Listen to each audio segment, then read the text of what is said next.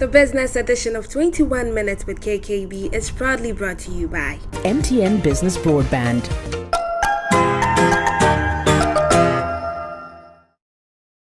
First National Bank, Bank of the Changeables.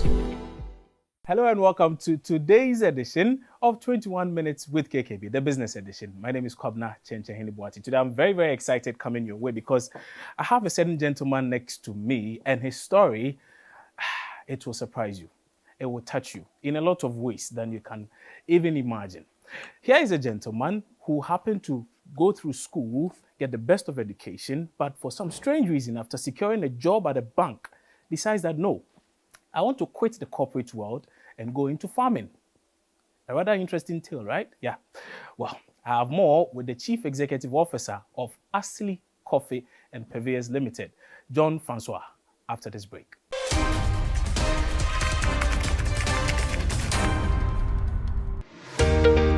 When we connect, everything is possible. Whatever seems unreachable becomes even closer. Building partnerships. Redefining the norms. Because when we connect, being there becomes possible. And new ideas come to life. Stay ahead and stay connected with MTN Business Broadband. Superior internet solutions that drive your dreams. Sign up today on broadband.mtn.com.gh or call or WhatsApp 0244 308 111.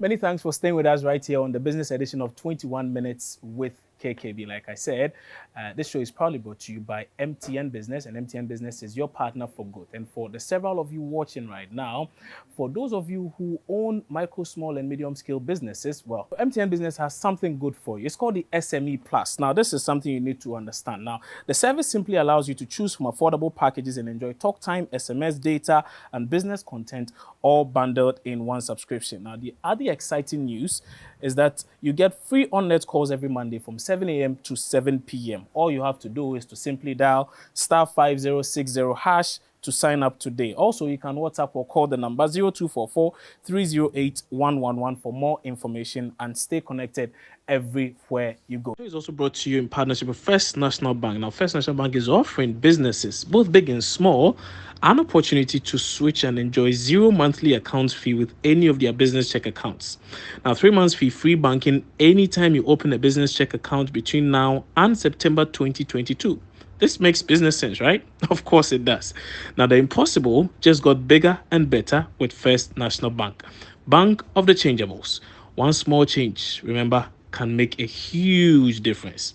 All you have to do is to visit any of your branches in Accra, Kumasi, or Takoradi, or call 0242 435 050, and we'll send one of our friendly business bankers to you to start the switch process. First National Bank. Now, how can we help you? We are coming to you live from Selassie Bar and Grill at Nmajo. Of course, to the interview. And my guest is none other than the Chief Executive Officer of Asili Coffee Purveyors Limited, John Francois. John, good day. How are you doing? Very well, thank you. It's good to see you. It's been a long time. It has. Thank you. With the beard and everything. Yeah. You're a big man. So in my intro, I mentioned that you have a very interesting story. And for a lot of people, hearing such a thing is very inspiring. But of course, before we come to that, tell us a bit about yourself. Who is John Francois? John is Ghanaian born and bred. I'm just your average guy who has a goal, I would like to say. I wasn't born with one. It was one that I acquired as time went on. It's just sometimes life speaks to you, you know, and then you sort of gain some clarity. Went to school here. Of course, I went to university and then came back down, went into finance like most people try to do. It's one of the clear-cut routes. Yeah.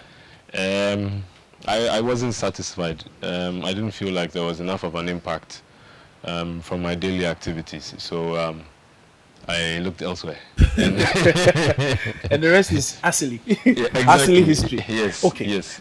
You're making history, but back to the fact that so essentially you got the best of education. You managed to go into a field a lot of people clamor for. A lot of young people really want to go into. You were a banker, right? Yeah, I was. So you went into the bank. You were doing such a good job. You were getting paid well, I suppose. Why then would you want to risk all of that and say, no, I don't want to do banking, I want to do farming? Okay, so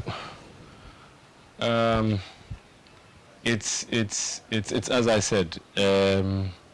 I'm working in the bank. It's excellent environment. The prospects are there, and it's very secure. Or, I mean, as secure as employment can be nowadays, anyway.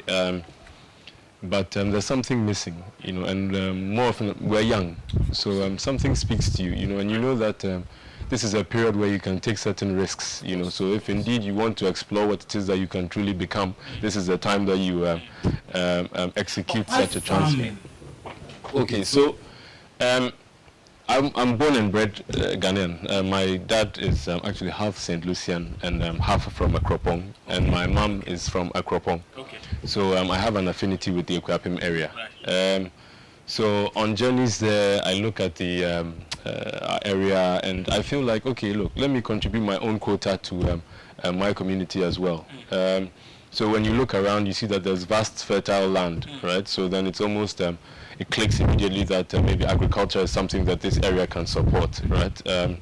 Of course, I'm not saying that I was there to resolve any issues, but just to contribute to my quota, that is as an indigene, right? So I thought, look, I drink a lot of coffee, right? Like, I mean, most bankers do, right? And I thought, look, maybe I can go into this, because my grandfather on my mother's side, J.S. Martinson, he was, I believe, he was an MC, I think, back in the day. It was called a mayor or something. And he also planted coffee, actually, in an area called Ahabanting. It's close to the Konko area in Akuapem as well. So I was like, oh, maybe I can try this, So I decided, look, let me bite the bullet and try and establish something in my hometown. Yes. Okay, yes. So it makes perfect sense why you decided to go into coffee then, but if you're looking at commercializing such a product, one would say, why not consider, say, cocoa? Or any other thing? Right. Okay, so so in terms of trends, right? When you look at the global coffee consumption, right? You look at the coffee industry is a juggernaut, right? It's massive, and the barriers to entry as compared to cocoa are lower. So you think about it in the sense that if I grow my coffee now, right, I need to add value, so I can produce products like these. Yes, it's still very expensive to go into commercial and processing, but it's much less expensive than going into processing chocolate, which is a heavy-duty industry. So ultimately, commercializing coffee and being able to export and tap into the global coffee flow, or say, yes, coffee business, coffee industry, it was, the barriers were just much lower for me. So I thought I'd go into that. So if I get you correctly, you were looking at going into, yes, of course, producing coffee, but not just limiting yourself to the beans, like a lot of the ordinary farmers do. You were looking at processing it, yes, and then getting much more value from it, and then exporting and making some. Correct. Okay. Correct. I can imagine that must be a lot of investment. Yes. A lot of ambition, because ordinarily, if you did enough and just sold it, you still make some money. 100%. Okay. 100%. But yes.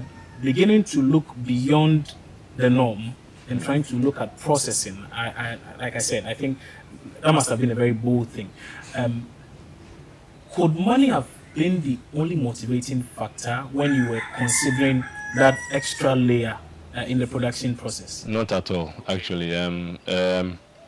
So, truthfully, as I said, I consider myself a bit of a social entrepreneur. Okay. So the issue was I'm going back to contribute to my quota, right? Just producing raw green beans, it's not enough, right? What it is that we want. Do you mind? Can I touch this? Oh, sure. Yeah? Okay. So what it is that we want to. It's to serve more as hope, you know. Right. That yes, an average guy like me can come in and produce something that can compete on a global stage, because we export this. Right. This is already in the US. Right. Right. And so it's an impact that goes, in my opinion, beyond. Yes, because then people are like, oh, you know what? If this guy can do it as well, then so can we, right? Because I don't think I was the best student in school. I mean, other people look and think, look, I can do this as well, you know. So it's more of it's like a little symbol, you know, that you plant in your community, you know, an ideal, you know, an idea. You know that, and we know ideas are very powerful as well. Actually, yes. So that was majorly why we went into processing. You know, and also, of course, because we make larger margins processing, we can pay the farmers better for their produce. Because if we're selling it raw produce, the margins that you make on trading, general trade, are very small. So then you are unable. You even try and barter down with the farmers. But when you're producing stuff like this, right? You're making, I mean, fair, yes, quite a margin. Then you can afford to pay your brothers a little bit more as well, so that they can also move from there. I see. Okay. You're still watching the business edition of 21 Minutes with KKB. We're taking a break now. When we come back, we delve into the Asili story. He'll take us through why that name even, Asili. What does it even mean? I don't know. But for you coffee lovers also, if you haven't seen this in a shop nearby, I think you should find a way to find some, because it's amazing. I'm going to try one on set, and I think you should too if you have one close to you. But that'll be after this break. When we connect, everything is possible. Whatever seems unreachable becomes even closer. Building partnerships. Redefining the norms. Because when we connect, being there becomes possible. And new ideas come to life. Stay ahead and stay connected with MTN Business Broadband. Superior internet solutions that drive your dreams. Sign up today on broadband.mtn.com.gh or call or WhatsApp 0244 308 111.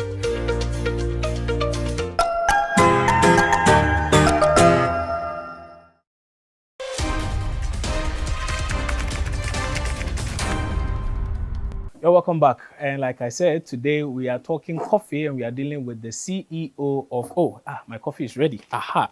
So the CEO of Asili Coffee, John Francois, is the gentleman today we are speaking to. Today he's managed to bring us some of the samples so that we can try out and get to tell that story, the Asili story. And I'm sure it's a story not many of you are very familiar with. So this is a very good opportunity for you to get to know much more about it. So while he answers that question, I'll be taking a sip.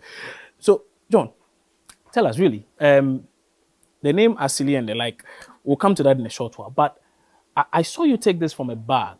Usually, I don't see coffee in a bag. So, why coffee in a tea bag? Oh, right. Right. Okay, so when we initially invested into That's good. Yeah? That's very good. I'm glad you like it. I'm glad you like it. I'm glad you like it. So what it is look, Africa is the final frontier, right? And would it not be beautiful if we grow, process, and consume our own? Of course. Now, in order to facilitate this, we need to understand certain things. Right. This, as I said, we export, right? So this is doing well in the United States, right? It's doing well. But that's because they have the structures or the equipment to be able to brew coffee like this. This is actually even whole beans, so it's in a roasted bean form, right? So they mainly go to restaurants. Now, we want our brothers and sisters all over Accra to be able to have coffee, premium coffee that they don't need to go into a hotel or a restaurant to have, right? So we are democratizing access to quality. You see, and in order to achieve this, what we've done is we simply ground the coffee into a powdered form, and then we use a filter bag, which is in your cup, right? So that way, what it is that we get the exact dose that you need, and you don't need any machine to prepare it. As they say, all you need is hot water. All you need is Yohani Swishe. No, but this is really good. This is really good. Okay, now tell us about Asili. Why the name Asili? Okay, so Asili actually has it's a root word. It has a lot of meanings in different languages. I believe Asili in Swahili means origin or native, right? Asil in Arabic means authentic, or again original. I learned in Urdu as well. It means indigenous. I think even Hausa has a similar Asali, I think. Okay. So basically, all in all, it's just a word that means original, or from home, indigenous, So it's a word that resonated with me because it was a project that was engaged in from home. Of course, we stretched all the way into Greater Accra, etc. But ultimately, the idea was sparked from home. I see. Yes. But prior to going into this, did you have any knowledge in farming or coffee production? Actually, I was just a consumer, like everybody else. I had to learn on the job, which is something that I encourage a lot of people to do. Just because you don't have a general background in something doesn't mean that you can't actually teach yourself. Right. There are a lot of resources nowadays, online, free courses, even some of our friends who have studied and are now tutoring others as well, So I think it's something that we need to look at, self-learning. So my background, as I said, was in finance. So I only understood the in money, out money, the flow. Yeah. But in terms of farming and even manufacturing, all of this I had to learn as I was going along. When I look at your packaging, and to be honest with you, before this interview, I managed to pass through a few shops at airports and the like, just to see if some of your products were even available. And yes, a number of them were there. Yeah. And I saw people patronizing them. I actually got some colleagues of mine I was with also got some. They have actually been taking a lot more of your products than I have. Wow. They know themselves. I'm sure they are smiling. But looking at the packaging alone even, it tells me a lot has gone into it. Some say for a lot of African products, some of the biggest challenges we have is quality and then packaging. How have you managed to get it so right? Because the quality is good. I just tasted it. And as you can see, the packaging is awesome. So how have you managed it? I would love to say there's an easy way to get things right, but nobody, well, maybe some people have, but you really get things right on the first try. Right. With the packaging, I worked with some very good designers. Right. But even as it is now, there's still a few things that we're going to be correcting as time goes on. It's I would say, if you want to avoid rudimentary errors, you need to find some of your colleagues who are already, that is if you don't have the budget, you need to find some of your colleagues who are already in design or in media, and they can help you out. You also need to look at the people and what it is that they find attractive, and then you work from there. With the Asili Premium, that's the initial packaging that we had, because this was launched first and then this came in too. Okay. We had to really go all out because we had a point to prove. Because if we are saying that indeed world-class products can be manufactured in Akuapem or in somewhere in Akuapem, for example, right? We need to be able to walk the talk.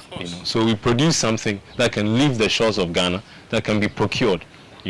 People vote for your product with their money. So if it's successfully left the shores, then it's a winner. So we needed to go all out from the onset.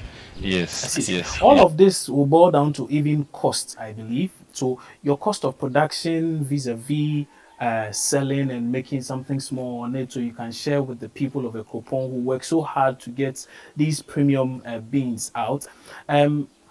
How is that also like really cost of production? A young guy like you putting in so much effort, so much money, investing in this, how are you even able to break even? Should I put it that way? You need to prove certain things to people. You know, you need to engage in market research.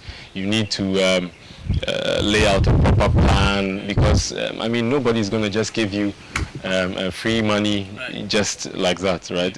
Well, there are some people who have this privilege, but I'm talking about across board on the average. So I had to put together a proper plan, and then I managed to get some seed capital. This was within our family ranks. From there, you know, we introduced coffee into the Akuapem area. So we cannot, how do I say, we cannot practically inform every single farmer or provide the necessary inputs for them to plant. So what we did is we leaned on some initiatives that are currently happening, right? And we managed to get some seedlings to the Akuapem area.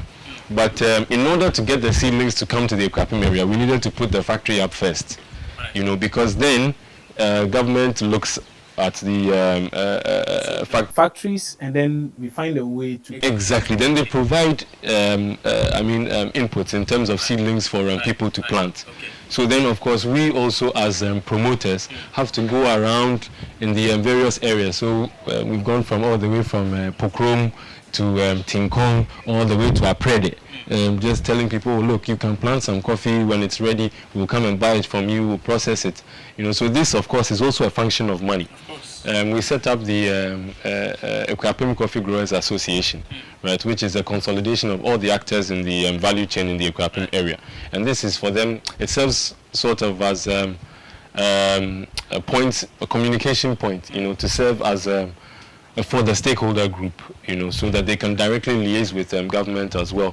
And after setting it up, of course, I have taken a step back, because if not, it's almost a conflict of interest. Yes, so that was set up so they can be protected even from me, right?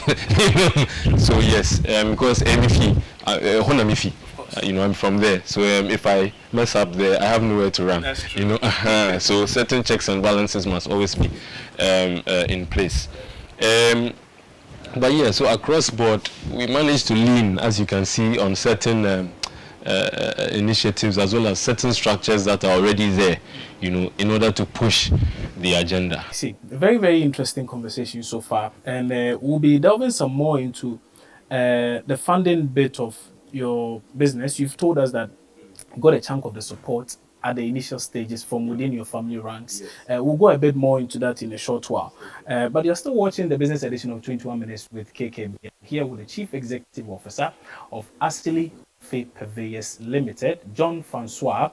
He's done some very nice coffee for me. So while I take some more sips here, you should also perhaps grab a cup of coffee and take a few sips.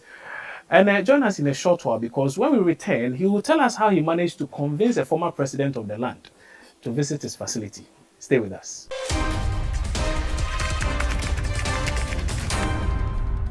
Right, so you're welcome back.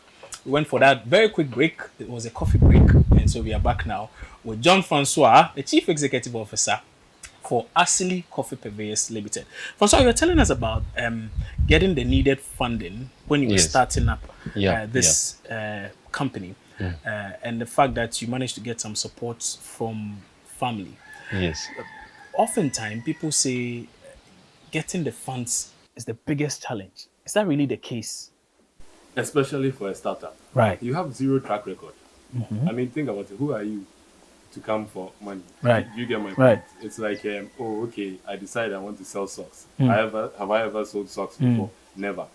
You know, do I even know where to get the socks from? No. And yet you want someone to believe in you. Exactly. and give you so much. A gamble. Right. It's a gamble. It's not even an investment. It's a gamble. Right. So at the startup stage, there's always that issue, which is why it's advisable for you to at least start something bootstrap. You know, so if you are working, you can do it on So the how side. did you start yours? So if I tell you that this was actually in one room, you'd be surprised. It's garage. I see. Yeah. So literally in one room with one grinder, one sealer. That's it. And this. Yeah, and packaging. That's literally how we started. I see. Since you scaled up a bit, have you gotten some more support? I have. Okay. I have. Tell us I about have. that process also. Okay. So actually, I will let you know. This was key. It's called the OCIF. Okay. That's the Orange Corners Initiative Fund. It's pushed by the Kingdom of the Netherlands in Ghana, right? And they're looking for young entrepreneurs who are at, seed to early stage, I believe, or early stage. I think I'll need to clarify that. Okay. But they're looking to support people who can, who have good ideas, and it's good. So they were key for me because initially, after introducing this and realizing the shortcomings in terms of our people, that's Africans actually consuming what it is that we produce, or as we say on our box, every African drinking African coffee. I believe it's yes, every African drinking African coffee. But the problem is, not every African has a coffee machine or a coffee brewer, right? That's a good one. But because we had spoken about presidents and former presidents and the like and all, and I had promised our viewers that we were going to find out from him how he managed to get a former president on his side, some way, somehow. Former President John Agyekum Kufuor seems to be a big fan of yours. How so? How is that the case? Okay, so His Excellency is someone who a lot of people don't know, but he has a relatively open door policy. Yes. He is someone you can go to for mentorship. He loves when the younger generation are attempting to do things, so he is someone that when I was thinking about going into something like this, because as I've just explained to you, we have stakeholders who are public institutions, foreign diplomatic institutions, etc. So knowing this, it's a no-brainer that you go to someone who has such vast experience, and people like this, a few sentences here and there cuts 5 to 10 years off your learning curve, because you tap into that experience. So for that, I went humbly to request that I've managed to execute what it was that I wanted to. So if he would grace us with his presence, which he thankfully did. I see. That's very commendable. So aside everything, you found it necessary to find someone who had the requisite experience to sort of mentor you. Is that the case? Yes, indeed. And just to let other young entrepreneurs know, mentorship is key. Right. You need to speak with people who have experience in certain sectors. It can be anybody. It can be your father, it can be your mother, it can be your uncle, your brother, your sister. It could be Chen, of course. Look, anyone who is looking to go into journalism, look for this man. So it's like you're building an ecosystem. Where free information. I'm borrowing this term from a good friend of mine. Where free information flows, and effectively what happens is that people are able to develop more rapidly. Because effectively they're sharing one experience pool and cutting out certain marginal errors that would have delayed maybe certain results by years. So it's necessary. It's I advise it. I see. So that's one advice you've given. What kind of advice would you add to that for anyone seeking to go into any of these? In fact, for anyone seeking to do something as bold as what you did, quit your job and go into something like this, what would be your advice in addition to what you already said?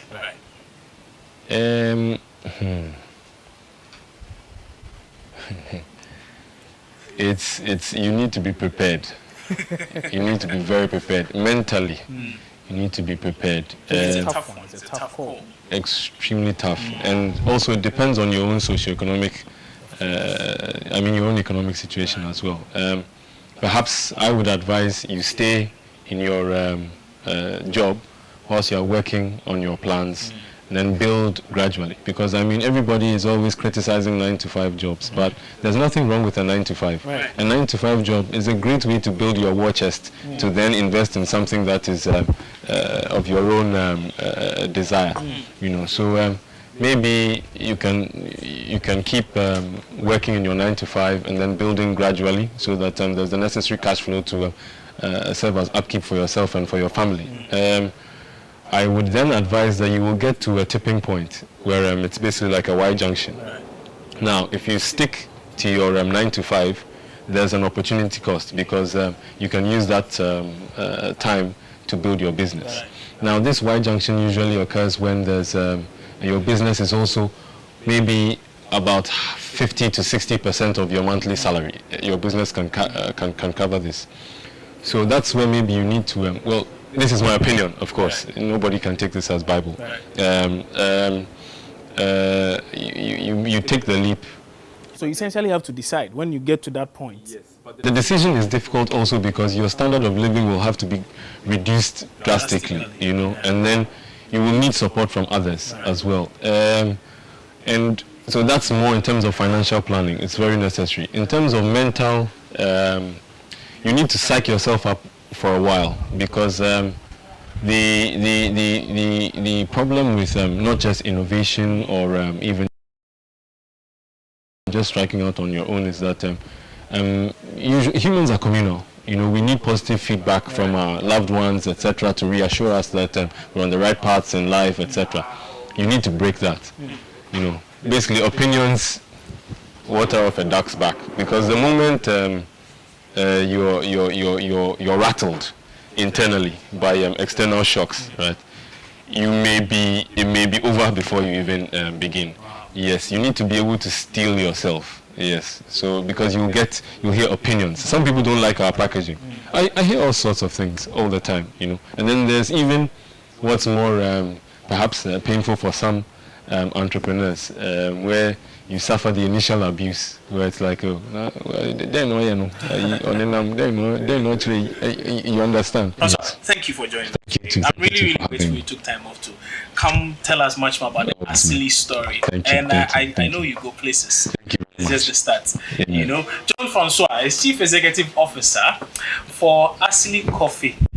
In fact, you did hear you say quite a lot about the brand, and like I said, I've tried it. It's fantastic. You would want to really try it if you haven't. Today, we managed to bring you this shoot from Selassie Bar and Grill at Majo at Asili. Again, if you want some amazing meals, you should definitely come through one of these days at Selassie Bar and Grill. They have some amazing meals. You would really enjoy it, and they have a very serene atmosphere, and you would love every bit of it. Of course, the show was proudly brought to you by MTN Business, and MTN Business, as you already know, is your partner for growth. And so there's good news for small to medium scale business owners. Now with SME Plus, what you get is that you're able to manage all your operational costs in communication. The service is very simple. And what it does is it allows you to choose from affordable packages and enjoy talk time, SMS, data, and business content all bundled in one subscription. The other exciting news is that you get free on-net calls. So, Francois here can call his coffee makers or producers or farmers. He can call them from 7 a.m. to 7 p.m. every Monday for free. He doesn't have to pay at night. So if I were you, I'll push all of that, all our conference calls, one Monday, 7 a.m. to 7 p.m. Once you're on MTN Business, the SME Plus. I'm signing up. Right? So just do that and you are good to go. The other thing you can do if you think it's such a cumbersome process is just dial *5060# today and you are set to go. You can WhatsApp or call 0244-308-111 for more information and stay connected everywhere you go. It's also brought to you in partnership with First National Bank. Now, First National Bank is offering businesses, both big and small, an opportunity to switch and enjoy 0 monthly account fee with any of their business check accounts. Now, 3 months fee free banking anytime you open a business check account between now and September 2022. This makes business sense, right? Of course it does. Now, the impossible just got bigger and better with First National Bank. Bank of the Changeables. One small change, remember, can make a huge difference. All you have to do is to visit any of your branches in Accra, Kumasi, or Takoradi, or call 0242-435-050, and we'll send one of our friendly business bankers to you to start the switch process. First National Bank. Now, how can we help you? My name is Kwabna Chencheni Boate. Thank you so much for watching. I'll see you soon again, hopefully with another guest you expect.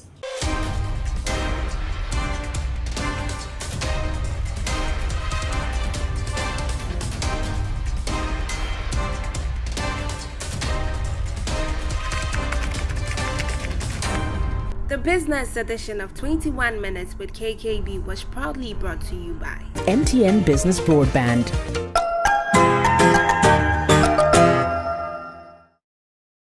First National Bank, Bank of the